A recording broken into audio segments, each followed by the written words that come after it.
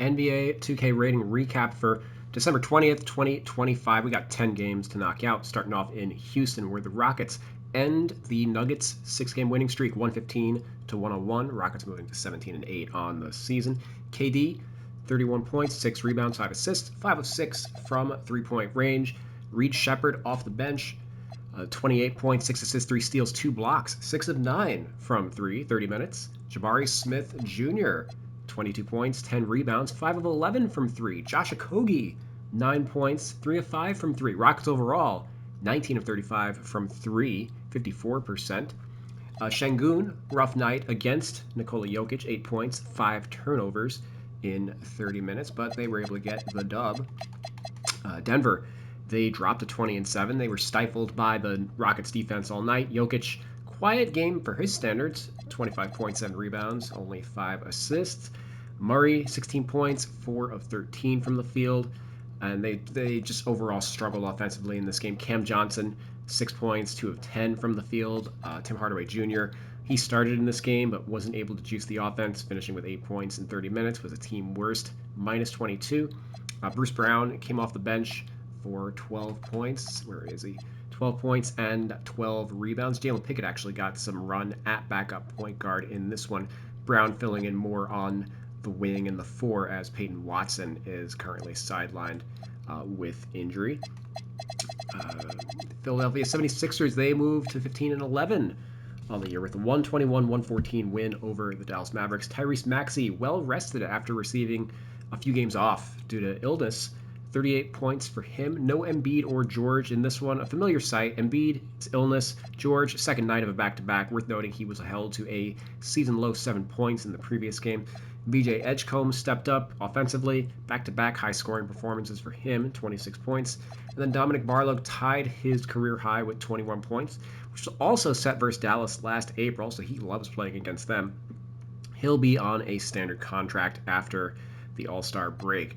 Dallas, on the other hand, they dropped to 11-17. They've been playing better of late, though, ever since AD came back. Cooper Flagg has also been playing really well, basically since Ryan Nembhard got inserted into the starting lineup. Flagg, 24 points, AD, 24 and 15. Najee Marshall, 22 points, 9 of 12 from the field, but no threes attempted. Mavs only 3 of 18 from 3. They are playing a little bit of a shooting-starved starting lineup. Also only 14 minutes for Max Christie in this one, as D'Lo and Brandon Williams were both returning from injuries in this one. I think they should probably play Christie a little bit more if they need some shooting out there. Boston, they moved to 17-11 on the year, 112-96 over the Toronto Raptors, moving ahead of the Raptors in the standings. Jaylen Brown actually sat this one out due to illness, so Peyton Pritchard stepped up, 33 points, 10 assists. Derek White, 15 points, 4 of 12 from the field. 4 of 12 from 3, 1 of 8 from 2, 5 of 20 overall. Jordan Walsh, scoreless, was a minus 15 in 13 minutes, so the Celtics second unit actually did some work. Luka Garza, 12 and 10 off the bench. And then Hugo Gonzalez, first double-double of his career, 10 points and a career-high 10 rebounds, was also a plus 37 in this game. Got some run over Jordan Walsh in this one. Toronto, they dropped to 17-12. They're just kind of trying to hang in there. They've really been losing a lot of games ever since RJ Barrett went down. He's missed 12 in a row, but is starting to go through practice and stuff like that, so hopefully he'll be back for their next game. Also, second game without Jakob Poeltl, who's playing through a back injury this year. So Mamu got another start, a season-high 24 points for him, 6 of 9 from 3. Brandon Ingram had 24 points as well. Barnes struggled from the field, 12 points, 5 of 15 from the field. And then Quickley was awful, 3 points, 1 of 12 from the field. Definitely need to get Barrett back in the lineup because the bench is kind of a sad sack for the Raptors, so they definitely feel it when a couple of their guys are out.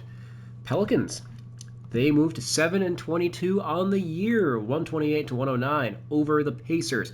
4th straight win for the Pelicans, and led by Zion Williamson, tying a season high with 29 points in 23 minutes. Doing that off the bench, his 3rd consecutive game off the bench. 9 of 14 from the field, 11 of 13 from the free throw line. Sixth man of the year, we'll see, we'll see. Trey Murphy III, 17. Sadiq Bey, 18. He's played really well as a starter. Derek Queen, 17 and 10. Jordan Poole, 16. Low minutes for Herb Jones in this one. Took a shot to the head and didn't play in the second half. Hopefully he's okay. Pacers, they dropped to 6 and 22. Pascal Siakam led the way with 22 points. Rest of starters, only 22 points as well. Andrew Nembhard. Ryan Nembhard might be the better Nembhard at this point. Andrew, 7 points, 2 of 11 from the field.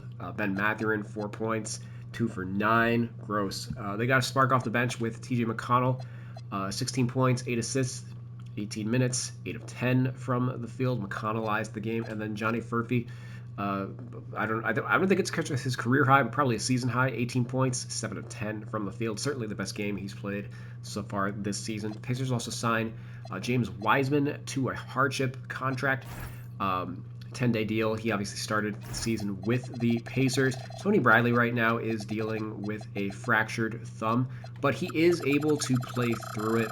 He's just wearing a splint on the thumb, which affects his ability to shoot the ball. But they probably would prefer just not to play him while he's limited, and just give Wiseman another look while they're eligible to offer a hardship contract, right? Detroit, they moved to 22 and 6, 112 to 86 over the Charlotte Hornets. Cade triple doubling, 22, 10 and 10. Jalen Duren, 19 and 11. Tobias Harris, 16. Duncan Robinson, 15 with 4 threes. Sar Thompson, 14 points, 3 steals, 4 blocks. So solid production overall from the starting unit. Charlotte, they dropped to 9 and 19 on the season. LaMelo, 8 points, 6 assists, fouled out in 23 minutes, only shot 3 of 14 from the field. He's another player like LaMelo who I've just been progressively dropping his rating throughout the season. Efficiency just isn't there this season. Brandon Miller, 14 points, 4-16 from the field. Likewise, his efficiency is left a lot to be desired this year. Con Knipple and Miles Bridges both carrying the way with 19 points each. They've had a lot of games where they have the same exact point total, which I think is kind of cute. Trey Mann and Pat Connaughton both active once again after missing a couple weeks to a month with injury. Going over to Washington, they got their 5th win of the season, 5 and 21 on the year, 130 to 122 over the Memphis Grizzlies, actually staging a 20-point comeback in this game. CJ McCollum, 28 points, 6 assists. Keyshawn George, 28, 7 and 7. Alex Sarr, 18 and 11. Buck Carrington added 14. Marvin Bagley with 16 off the bench. Worth noting that Memphis is one of his former teams. Trey Johnson adding 12 off the bench. And Chris Middleton was active for this one, but completely ineffective. 6 points, 1 of 9 from the field in 22 minutes. Cam Whitmore out with a shoulder injury. Bilal Coulibaly was out as well for the Wizards. Grizzlies, on the other hand, they dropped to 13 and 15 on the season. Tough loss for them. Santi Aldama had a career high, 37 points, 10 rebounds in this one, as Brandon Clark actually left this game after only 4 minutes due to calf soreness. So Jaren Jackson Jr., 22 points, but he fouled out in 32 minutes. Foul trouble for Jackson and Landale essentially allowed Washington to claw back in the second half, as they couldn't offer up much resistance in the paint, as both players had 5 fouls. Cam Spencer, he's going to be our focus today. 19 points, 11 assists for him. I've got him up to an 81 overall, which is +2 from where 2K's got him at. Appropriate that he's got the same rating as Ty Jerome. I did get in a few more Grizzlies ratings for their injured players, like a Jerome, Pippen. Clark just came back from injury, but I got his rating in. Really, the main guys that I haven't edited yet on this team are Landale and KCP. But Spencer has been awesome the entire year, and it's appropriate that he's got the same rating, because they are, for the most part, kind of similar players, unathletic combo guards, really good 3-point shooters. Cam Spencer is 51% from 3 this season, which is crazy. Obviously, there's this is also why I use like shot volume and shot creation as metrics, not just percentage, because obviously there's a big difference between the shot diet of, say, a Steph Curry and Cam Spencer. Cam Spencer falling more in the line of like a Luke Kennard type of shooter. He's going to be lights out when he's open, but he's not going to be gunning crazy shots off the dribble or anything, although he does take a fair amount off the dribble.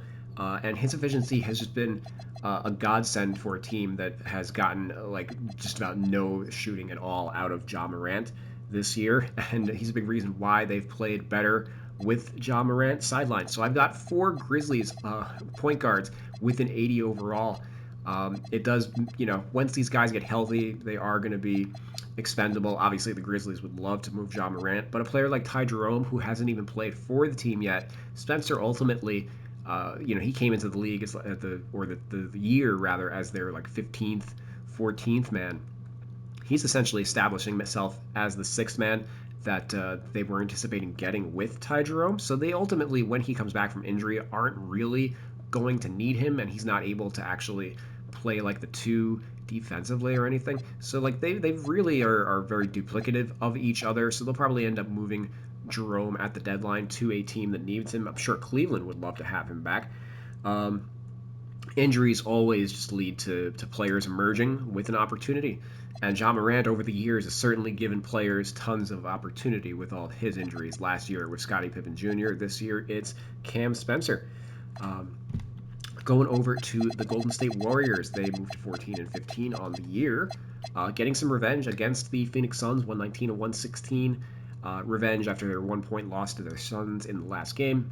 Curry with 28, Butler with 25, Draymond ejected in only 8 minutes. So Will Richard actually stepped forward, and he came off the bench with 20 points in 19 minutes. Super efficient, 6 of 7 from the field, 4 of 4 from 3, 4 of 4 from the free throw line. He had been quiet for the last month, made the most of his opportunity here. Worth noting that Buddy Hield actually did not play. Coach's decision, which broke his streak of 199 consecutive games played. He never gets hurt. Just hasn't really been effective this year, so ultimately, the Warriors are so deep. Kerr wanted to get Richard back out there after he hadn't played in a couple games, but they probably could have gotten him out there for some token minutes at some point, especially considering Kuminga didn't play in this one. Draymond was ejected as well. I'm sure they could have made it happen. I don't know what how the dynamics of that work with player and coach, as it seems like it was a premeditated decision. But Phoenix, they dropped to 15-13 on the year. Devin Booker, 38 points. Dylan Brooks, 22. Colin Gillespie, 16. He started 9 of the last 10 games and the last 7 straight. So I did ultimately change Devin Booker to shooting guard. And as a result of that, I did change Jalen Green to point guard just to give the team better lineup balance. I have not actually done the ratings yet for Jalen Green. I imagine he's probably going to be coming off the bench once he is healthy, even though he makes starter money. So I probably will want Gillespie to be a higher rating than Green as a result, but we'll see. I'm not going to worry too much about it until Green actually steps forth on the court. Orlando Magic, they moved to 16-12 on the year, 128-127 over the Utah Jazz in overtime. Desmond Bane with the game winner in this one, 32 points, 13 of 21 from the field, 3 of 7 from 3. Second game winner of the year for Desmond Bane, so he's been well worth it for them. Paulo Banchero, close to a triple-double, 23, 9, and 9. Was 6 of 18 from the field, though. His efficiency still is a little bit lacking, but did make up for it by getting to the free throw line, 10 of 14 overall. Anthony Black, 20 points in this one. He's still starting at the 3 with Tyus Jones at the 1, just given all the absences for this team. Jace Richardson, another solid game for him off the bench, 10 points. The injury to Jalen Suggs has given him an opportunity to carve out some minutes in the rotation. Utah, they dropped 10-17. Lauri Markkanen still out, missed his 3rd straight with a groin injury. So Keontae George, 27 points, 9 assists, leading the way offensively. Svi Mykhailiuk, 23 points, 5 of 8 from 3. Isaiah Collier is still playing a lot, with George shifting up to the 2. Collier, 18 points and 9 assists. And then vintage Kevin Love in this one, 16-16 in 32 minutes off the bench. just given how short-handed the Utah front court is right now. 32 minutes. He was 4 of 7 from 3 and had 7 offensive rebounds. Probably need to get his rating up, as he has been playing pretty well even this year, after he was kind of filling that Udonis Haslem mentor role with the Heat. He's playing a lot more over the last over the first 2 months of the year with Utah. We'll see if he ends up on a contender after the All-Star break, or if he sticks around the entire season. Portland, they moved to 12 and 16 on the year, 98 to 93 over the Sacramento Kings. Denny Avdia with 24 points, 7 rebounds, 11 assists. Shaedon Sharpe adding 23. Donovan Clingan, 14 and 14. Jeremy Grant out with a sore Achilles, so Chris Murray got the start in this one. And then Sacramento, a nightmare game for Russell Westbrook. 2 of 10 from the field, 0 for 5 from 3, 3 for 6 from the free throw line. 7, 8, and 7 in 30 minutes. Dennis Schroeder coming off the bench with 21 points in 31 minutes. His best game in a while, 3 for 7 from 3. Rest of team, 3 for 24 from 3. Woof. Yeah, it's pretty rough out there for Sacramento. Zach LaVine currently sidelined. They signed Doug McDermott, but who knows why, as he doesn't actually even get to take the court. Malik Monk actually has been a DNP CD of late, as they are prioritizing Keon Ellis for defensive purposes. But Murray, he was 0 for 6 from 3 in this game, although he did add 15 points. Maxime Reynaud, 17 and 11. Precious Achiuwa was he had 2 points, still starting, but 0 for 6 from the field, 9 minutes.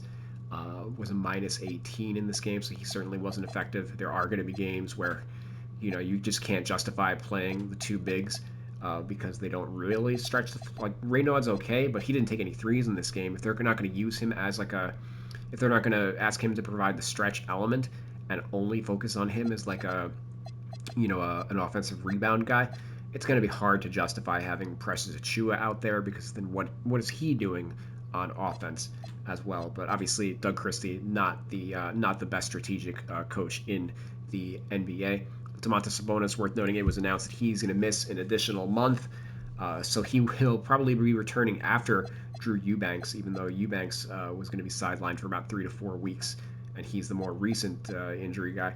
So yeah, Kings are going to have to rock with a very thin front court for the foreseeable future. We'll see if they are able to make something happen on the trade market and reduce their glut of guards. The LA Clippers, they moved to 7 and 21 on the year with a 103 to 88 win over the Lakers. Kawhi Leonard, 32 points, 12 rebounds, 42 minutes.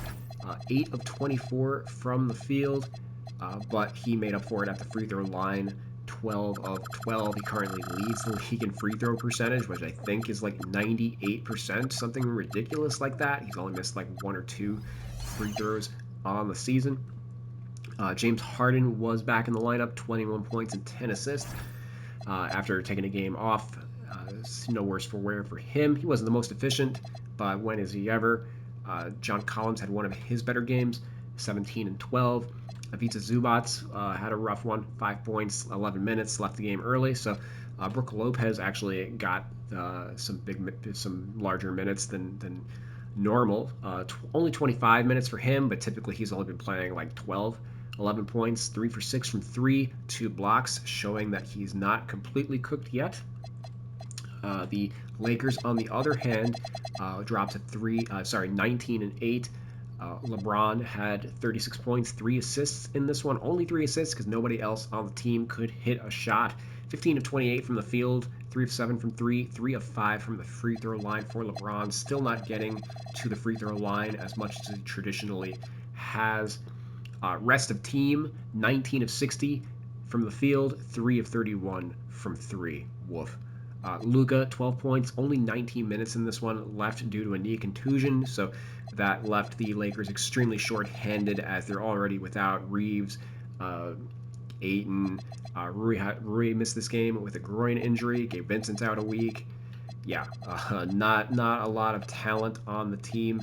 If Luka's not able to go, Dalton Connect started the second half. So I mean, if this is the lineup that the Lakers need to run in the interim, oh boy, LeBron's gonna put up some big lines, but I don't know how many wins this is gonna lead to in the year 2025. Hopefully, Luke is able to make his return soon, or else LeBron might have a miserable 41st birthday next week. And that's our 2K recap. 10 games that we knocked out. Sorry, it was a little late in the day. I did have some errands that I needed to knock out ahead of the Christmas season. I am working Monday through Friday this week, including Christmas Eve and day. Probably not going to get a chance to watch the Christmas Day games, at least live. So we'll see. Maybe I'm able to do something over the weekend relating to those games. But yeah, it's been a fun year doing these recaps. Thanks for sticking with me. And then I'm going to continue going through the latest 2K roster update. After I finish this video, I'm like 10 teams through. I am like copying like the badge updates that 2K makes and then like applying them to my roster. And I not applying them specifically to my roster because there's a ton that I don't agree with, but I just do notate them, and I use that as an opportunity to just review what players are doing. It's worth noting that I am. So one of the reasons why the Grizzlies, I edited all their point guards. Any player that I have is like an 80 overall. I'm editing their ratings just so I have like the top. All the starting caliber players are going to be edited by the time I do this. I finish off this cycle. So I am just going through team by team. And it's going to end up resulting in me having like the top 200 to 300 players fully edited by the time I cycle through all the teams.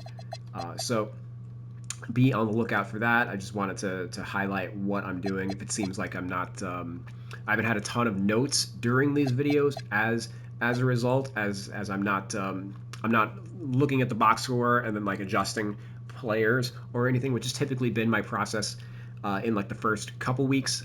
For this week, I'm just going to be cycling through the entire league just to get all of those players into, finally part of my edit cycle. Once everything's updated in my spreadsheet, then it's a lot easier for me to be able to like revisit a player and do a quick edit on them, which takes like 20 to 30 seconds, as opposed to when I'm inputting them into my spreadsheet. It usually takes like 10 minutes just to cycle through all of the data entry.